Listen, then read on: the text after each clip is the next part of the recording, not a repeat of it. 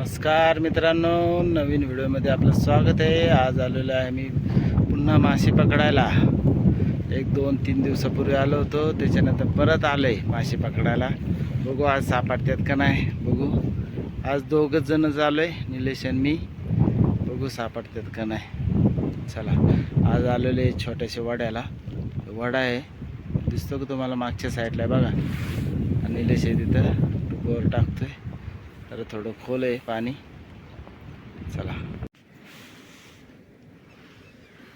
जाळं सोडा सुरुवात झालेली बघा। निलेश गेलेलं आहे तिकडं सोडायला जाळं। आज आलेले एका वाड्याला, थोडा मोठा वाडा आहे, नदीला येऊन भेटतो इथं। काल पाऊस पडून भरपूर गेला होता, आज बघू मासे सापडतात का नाही। बोनी झाली बघा, टाक दिसला का, लगेच सुरुवात झाली बघा। कसं आहे मळ्या, दिसतं का तुम्हाला।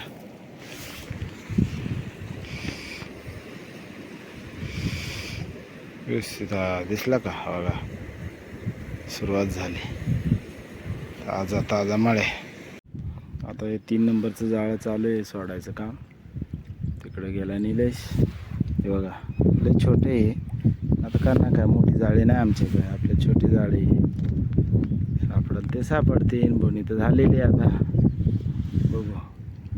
वरती एक आजी आजोबा आहे, दोघं जण आहे,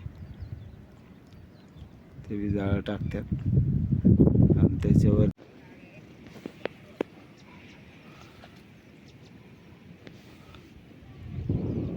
बघा मळे मासे।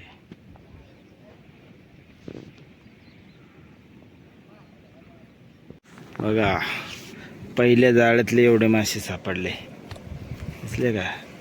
मळे डुबरे, शिंगटे नाही दिसत, पण मळे डुबरे दिसतात। बघा दाखवतो तुम्हाला किती सापडले बघा। 1 किलोच्या वर सापडल्यात, 1 किलोच्या वर। हा, आता दुसरं जाळं चेक करायचं काम चालू आहे।